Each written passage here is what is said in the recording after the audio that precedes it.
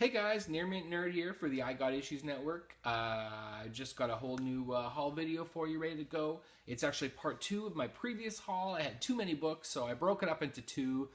So this is round two of the same haul. Hope you enjoy it.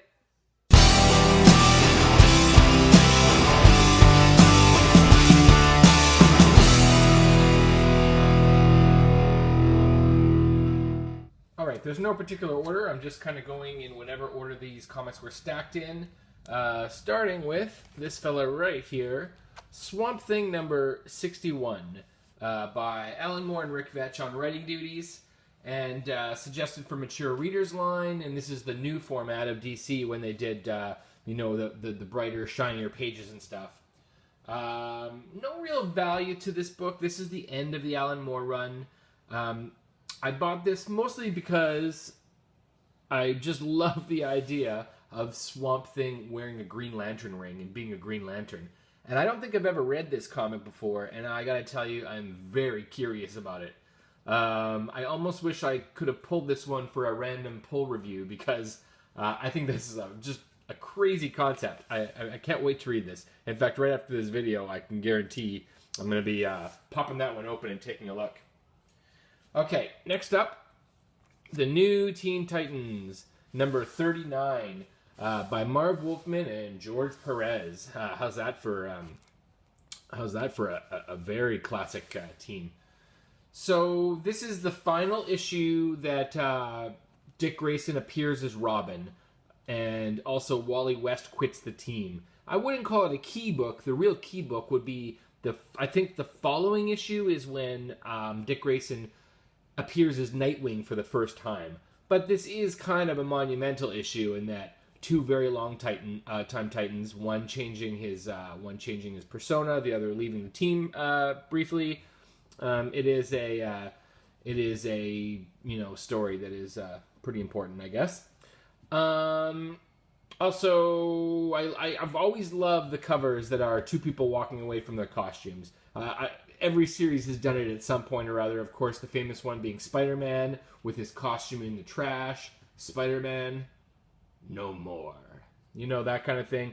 So I like this one too. I like that the Robin costume is hanging off of the Titans. Okay, and just to, again, this haul, this is part two of the last haul because I bought a whole bunch of books. I felt like it was too many for one video. I actually have, this is looking like a pretty big stack here again today, so I am going to get through them though, so I'm going to try not to talk so much about each comic. I know that's hard for me. Okay, so here we have Predator versus Magnus Robot Fighter from Dark Horse and Valiant. BAWS, Barry Windsor Smith cover. Not a lot of value, but I do remember reading this and quite liking this when it originally came out. I also bought number 2, another great Barry Windsor Smith cover. I love the Predator franchise. I'm not a huge Magnus Robot Fighter guy, but I do love the Predator franchise. I have Superman versus Predator. I have Batman versus Predator. I have Predator versus Archie. So it was important for me to have Predator versus Magnus Robot Fighter. Why not?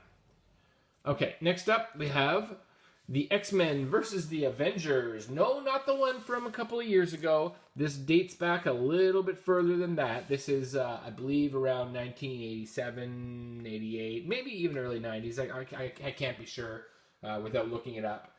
But I do love this cover. I love any Avengers team that has the Black Knight on it, one of my favorite Marvel characters of all time. Love the Wolverine brown costume. Really great comic. No real value, but for $1. And again, most of these comics were $1. I'll tell you when they weren't. And by $1, I mean they may have been $1 or $2 or 50 cents or 75 cents. I say $1 just kind of rounds everything up nicely. And if I say something like it was $5, that means it was 5 or 6 or 4. You get the idea. Just kind of like making things a little easier. I don't have the receipt with me at all times, if you know what I'm saying. Okay, so this is The Brave and the Bold, number 181. This comic actually used to be a little more valuable. It used to be kind of a key issue. I believe it was either the first appearance of either Hawk and Dove, the two brothers, or one or the other. I can't remember which. Or it was like a very early appearance. Regardless, there's no real value to this book anymore, but I do like the Hawk and Dove characters. I especially like the Dawn Granger version of Dove. The Hank Hall? That whole story where, you know, they rewrote it at the last second to make him the big villain of what was it, the Armageddon crossover from years ago? That really kind of butchered that whole character, and they've never really recovered since. But you know what? It's not like they're that important anyway, so, you know, what are you going to do? All right, I'm going to take those away. Let's put up the next book here, The Incredible Hulk, number 326, When Hulks Collide. You know there's going to be some building shaking when Hulks collide. You know, there was a period where Rick Jones became the Hulk, the Green Hulk, and that's who this is here. The Gray Hulk, of course, is Bruce Banner. And they are having a little slugfest here in what looks like a little desert environment. I don't think I've ever read this comic. I have a huge run of Incredible Hulk that encompasses most of the Peter David run, as well as, you know, beyond with Paul Jenkins and all those. But I don't remember reading this one, so maybe I have, and maybe it'll come back to me, but for now I'm not sure. This is a fun book. Flaming Carrot Comics number 2 from Aardvark Vanaheim, which of course is the Cerebus, the Dave Sim Cerebus company. I really like the Flaming Carrot character. I like comedy comics. You know, I'm a big fan of comedy characters. This is a great one. Bob Burden did a really nice job on this. This book actually has a little bit of value, I think. I got it for about $5-6, but I think it could go as high as 20, especially in condition. I mean, this is an amazing condition. I would say this is easily a 9.2 without it pressing. Yeah, look at that. But I got it for pretty cheap. And I didn't have to bargain or anything. It was just sitting there with the price tag. I switched out a lot of the bags here because, you know, when you buy used comics, they're often in dingy bags that are kind of dusty and have been sitting there for a while. The first thing I do when I get home often is, you know, quickly flip through to make sure all the pages are in good shape and all there, and to put them in new bags. That's why all these look a little bit sharper than probably they would in the store. Next up, I got Batman Mr. Freeze by Paul Dini. I'll pretty much buy anything that Paul Dini does. And Mark Buckingham as well is just a terrific artist. I really love him. This is square-bound. This is a prestige format. I think this came out in the 90s, and I don't think it has a lot of worth. I did read it. I used to work at a comic store in Winnipeg, Manitoba, Canada, called Comic World and Records. And I worked there when I was about 18 or 19.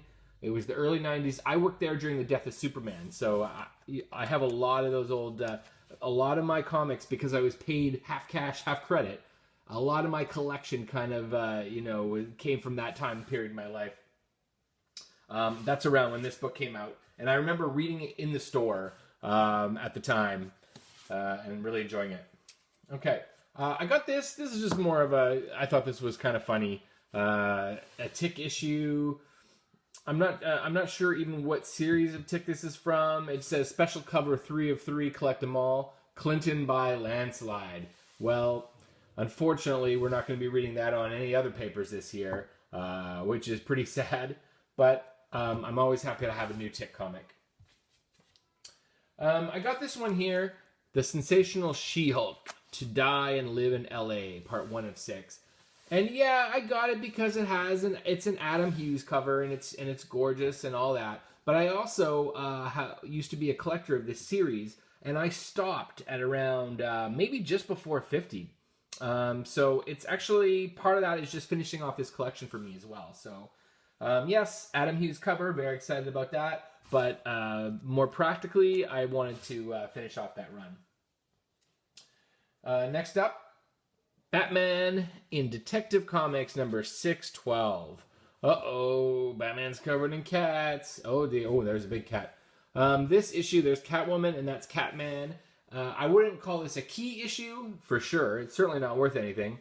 but it's the first appearance of Catman in his more updated modern look. It's he used to be kind of a joke character. This was the first comic where they finally kind of made him more of a threat, and you know, he eventually went on to head up the Secret Six under the Gail Simone run, which was an excellent comic. So this kind of set the table for that. These two, well, you know, here this is Metabots, A Boy and His Bot, #1 and #2. I couldn't resist getting these. I'm not an anime guy. The only reason I got these is because I actually wrote a lot of the English translation scripts for the cartoon that came out in the early 2000s. I was a staff writer at an animation studio here in Toronto, and part of my job was writing original scripts based on what was happening in the already finished cartoons. So basically, I got handed a cartoon. I had to come up with a new story that fit the images and put words in everybody's mouth and make them fit the lip flaps so that it was, it didn't look dubbed. One of my first jobs in television. I had a great time doing it, and I'm pretty close to these characters still, strangely. So when I saw these comics from Viz Comics, I couldn't resist picking them up. I doubt there's any value to them other than the value of just being, a fun part of my life from a few years back. All right, what's next? Oh, here is Firestorm #20. Can you guess why I got this cover? I'll give you a hint. It's got Animal Man. As I said in my last video, I try to collect all of the appearances of Animal Man and Mr. Miracle. My #2 and #3 favorite characters, my first being Wally West Flash. But he's on too many covers, so, it's a little tough. But I just love getting Animal Man covers. I love the idea of Animal Man in space. I love that it was done by my good friend Stuart Moore, who I almost did a comic with for Image, but it didn't pan out. But I'm a big fan of his, and hopefully we're still going to work together at some point. I really like this run a lot, actually, of Stuart's. But just having Animal Man on the cover really kind of solidified, and that's the reason I brought that one home. Next up, The Incredible Hulk #368. I really just dug this Sam Keith cover, I'm not sure how well it holds up these days, the big exaggerated muscle styles, but if anyone can get away with it, it's Sam Keith. I really dig it, so I picked that up. No other reason. Then I got Fright Night, The Resurrection of Dracula. I remember that there was a Fright Night comic, but I never really collected it at the time, even though Fright Night, strangely enough, is one of my all-time favorite movies, especially in the horror comedy genre. Fright Night, and even the new Fright Night that was done a couple of years ago is really good, but the 1986, I believe it was, version is just superb. I love the Peter Vincent character. I love Charlie. I love Evil Ed. I love the whole thing. This comic is in 3D, and I'll tell you right now that even though it came in a polybag and is still in a polybag, by the time this video is finished, it will be out of the polybag, and I will be enjoying it with the glasses because I'm really excited about that. It certainly has no value, and even if it did, it's got to come out of the bag. I can't keep things in bags. Next up, New Mutants #60, The Fall of the Mutants. This one is, again, it could be called a key issue because it's the death of Doug Ramsey, who played Cypher, I believe. Or no, is that his name? Cypher? His power was he knew every language and could crack any code or something like that. He teamed up with Warlock a lot. Anyways, he died on this island. He was shot and died during Fall of the Mutants. I think at some point he came back attached, like Warlock brought him back, and they kind of became attached, kind of like a cyborg type thing. But he was a long-standing character of the New Mutants, from issue 1 all the way to 60. So his death, and this was my favorite series at the time, his death actually hit me kind of hard. I'm gonna move along a little faster here because I literally could talk about comics all day, and nobody's got time for that. Um, Speaking of Tick, I did manage to find a Tick number 3 from the original series, a Tick number 4 from the original series. This being the first appearance of Paul the Samurai, hilarious character, and Tick number 5. I love these comics. I remember, I think I used to have these. I don't know what happened to them. I definitely have number 1. I still have number 1 in great condition. That's put away in my storage unit. But I had these and I lost them, and I had the Man-Eating Cow series and I had the Paul the Samurai series. I love them all. I love that they're so oversized. Like, these are like Golden Age size. You got to use the Golden Age bags on these. But super fun series, black and white. New England Comics, and the creator of that has gone on to do tons of drama series. A big time writer now. But his roots are in this hilarious book. I just love the Tick. I love the cartoon version too, and the old show with Patrick Warburton. And I understand there's a new version coming for Amazon. Is that Amazon Prime? Which we don't really get in Canada, but I'm excited about that show anyways. How can it be bad? Okay, next up, Mirage Studios presents Gobbledygook. I have no idea what this was, except it had like the old school kind of Ninja Turtle on it. I don't know what's going on. I think it's kind of an anthology black and white book. I got it for $4, and it turns out it's got a little value to it. I think it's like $15-20. Also picked up Turtle Soup, kind of in the same bin. Not worth quite as much. But, you know, it's old school Turtles. It's black and white, and it's not the cartoony version. It's a lot of fun. Turtle Soup. Can't wait to read it. I did pick up a Bloodshot number 1 for $2, which I thought was a good price. You know, this cover alone is worth $2.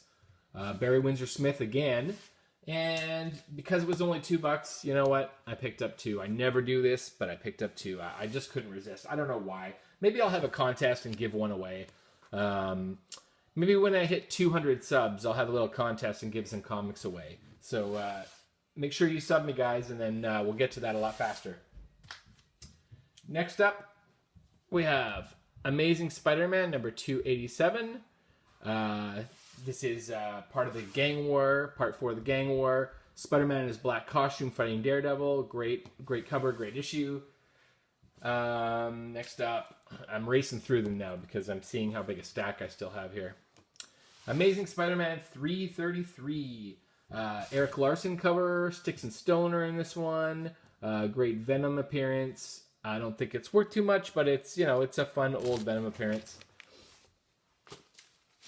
And speaking of which, we got another one of those. V is for Vile, Vengeance, and of course Venom.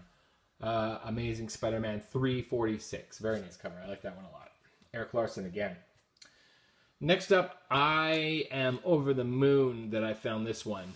Captain America, The Bloodstone Hunt, part 4 of 6. I don't know if you guys know this. I mean, you probably do. You guys know everything. You guys are all smarter than I am, believe me.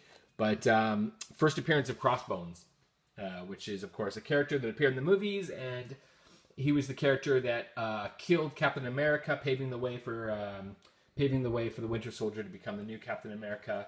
In what event was that? Was that Fear Itself? No, that's the one where he died. Maybe it was Civil War. I don't even know. But you all know that happened, and so Crossbones first appearance there. Next up, Fantastic Four number 214, and then there was one. I really like this cover. I like to look at Sue. They seem to have aged out or something by some villain. You know, I noticed in a lot of comics that I have that there's this. I keep thinking someone wrote it with a marker, but it appears to be not a marker, but on the actual publication. And I'm always curious what that's about. In all these years, I've never known, but I have a lot of comics with that on it. If you guys know, let me know. I'm kind of curious about that. I'm sure the answer is very simple, and I'll look stupid for not knowing, but you know what? That's all right. Next up, Fantastic Four 286. The second appearance of X Factor. Really like this book, and look. Fantastic Four 286, second appearance of X Factor. Now, I didn't buy 2 issues of this. Settle down. What happened was I bought one issue, and when I opened the bag, it had 2 issues in it. So I got a bonus issue. What are you going to do? You know, I was going to take it back to the store and give one back, but then I thought, you know, it's a $2 book. Who am I kidding? What's up next? Marvel Team Up featuring Spider-Man and Ghost Rider. I remember reading this comic as a kid. I have a version of this that is chipped up like you wouldn't believe. I think I had rolled it up, put it in my back pocket for a summer. I read this so many times. There was a time when this is one of my only comics. So when I saw a new one in great condition for only, I think it was about $6 or $7. Yeah, I went a little heavy because of nostalgia, but there it is. Really love that. The Trapster's in it. Panic on the Pier, and classic Ghost Rider. Next up, I got Venom #1. This is the Lethal Protector series. Red foil cover, all the bells and whistles. Oh, look, and even Spider-Man's in it. Who cares, though? You know, it's just Venom. But I couldn't resist. It was only $1, if you can believe that. I think these go for about 10, and it was $1, so why not? I love this next book, Invincible Iron Man, #125, 40-cent cover price. It looks in a lot better condition than it really is. It's kind of goofed up and chipped. I don't know if you can see the chipping along the top. You know, it's not in the best of condition. That's why it was only, I think it was like $1.50 or something. But I do love Tony Stark in this white tuxedo. It gives a very kind of James Bond kind of feel to this comic, which I really liked. And having Ant-Man in it doesn't hurt none either. Next up is The Invincible Iron Man, #150. Another great classic comic where Iron Man and Doctor Doom end up going back in time to King Arthur's court and like having an adventure in the past. It's a great issue. Again, it was only a couple of bucks because this whole corner, I don't know if you can see it here, this whole corner is water damaged and chewed up and just not in great shape. But you know what it is great for? Reading, and that's what comics are for. And that's one to grow on. All right, what else we got? Oh man, I'm running really long here. I'm racing. I got Marvel Comics Presents Wolverine #4. I don't know why I got that. It was just sitting there for $1. It's not really worth anything. It had an old school feel that I really liked, so I grabbed it. Next up, we have this great Arthur Adams cover on Heroes for Hope X-Men #1, which was a charity book. All proceeds going to famine relief and recovery in Africa. Unfortunately, I think I paid about $3 for it. That won't be going there, I'm sure. I think that's going right in the pocket of the guy who runs the store. But, you know, that's fine. It's been on the shelf for a while, so that's his right. Next up, RoboCop, The Future of Law Enforcement. So there was a mini-series before this that was basically the adaptation of the RoboCop movie, and then this spun out of that as the first original story to come out of that. And I don't know how many issues it ran. I've never read it, but I am looking forward to reading that. I do love the RoboCop movies a lot. Except #3. Boy, that was a bad one. The whole flying business. Oh my goodness. Let's see what we got here. And that remake. Boy, that was atrocious too, wasn't it? Okay. Next up, Dark Horse Comics #6. Got purely because Indiana Jones is my all-time favorite character. Raiders of the Lost Ark is my all-time favorite movie. Beautiful, beautiful painted cover. How can you not get this? Look at that. Oh, just gorgeous. And look, there's a little, is that the Predator? Yep, look at that Predator up in the corner. Isn't that awesome? RoboCop, the Predator, and Indiana Jones. I'm not sure who that last fella is, but ooh, he looks scary.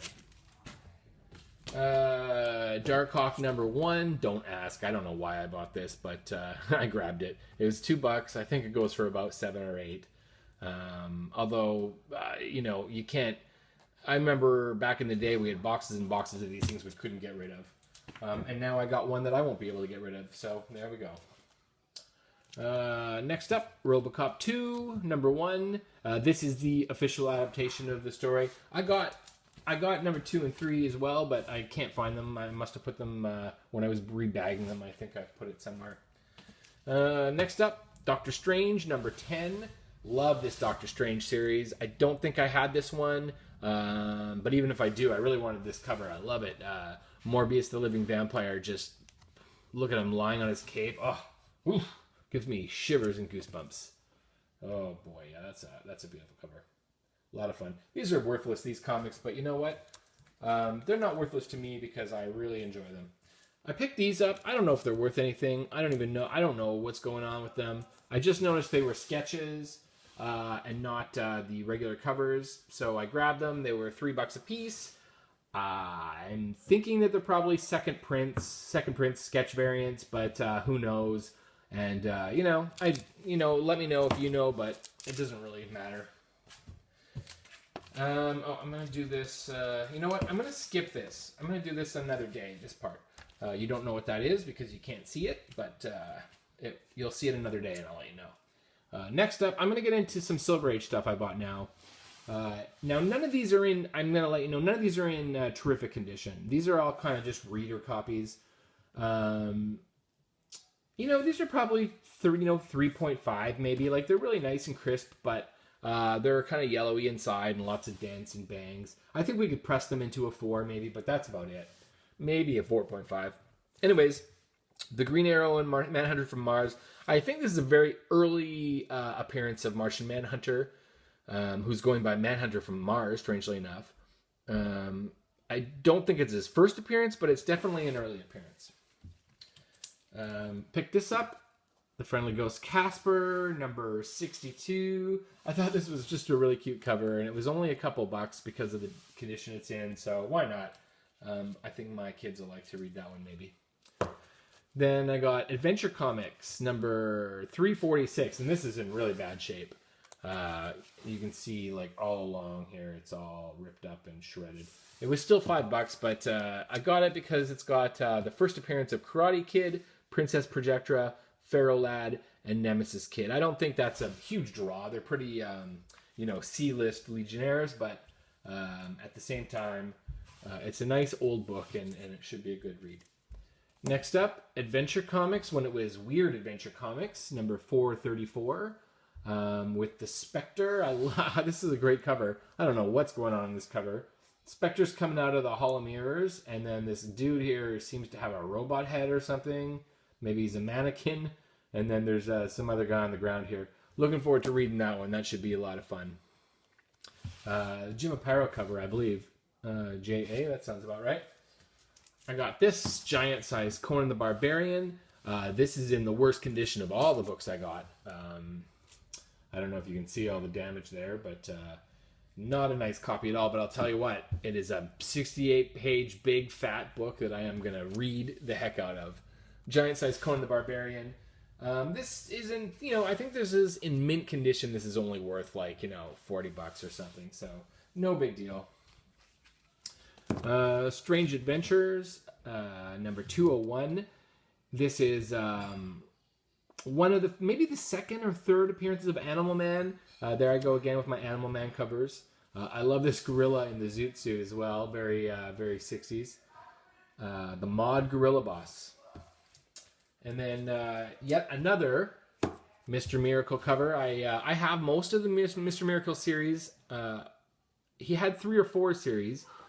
I have most of them, but I didn't have this one, I don't think. First appearance of Big Barda, so I'm really excited about this. Great condition, too. Probably maybe about a 6.5. I probably will never get them graded or anything, it's just for me, but that looks great. Great cover, look at that. How he's going to get out of that one? Oh, I don't know. Good stuff. I bet he could teach our modern magicians a few things or two.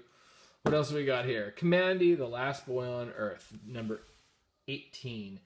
I don't think this is a key issue or anything. I think it's probably just a middle of the pack issue. The Eater. That sounds like me. But why not? I grabbed it. It was like $3 or $4 and, wanted to have it. And then I'm going to show you my last book, which I'm really excited about because I got it for, I'm going to be honest with you. I paid about $25 for it. But I think when you see it, you'll agree that it's worth it. It is The Joker, number 1. I looked it up in the guide, and it says it goes for about $100. I'm not sure about that, but it was on sale for $25. It was half price, down from $50 for over the holidays. They had the half price sale. And it's in really, really good condition. I mean, I don't even think it needs a pressing. I think you just send this right to the graders. Sharp corners. The colors are beautiful. The back is beautiful. The inside is beautiful. Just a great book. And this is a book I've seen on the wall of a couple of shops for the past 30 years, and I always have wanted it. And now I own it for a really reasonable price. All right, I think that's going to be it. I had a little something else to show you, but I'm going to save it for another video because this is running a little long. So I'm going to get out of here. Thanks, guys. Don't forget to subscribe and like and all that crazy stuff, and I'll see you later. Well, that's it for this haul, guys. Thanks a lot for coming. Don't forget to subscribe. Thanks again. You guys are awesome. Keep the comments coming. I love it when you guys send me comments. Hope you're enjoying the videos. Got lots more content to come. Take it easy, and I'll see you next time.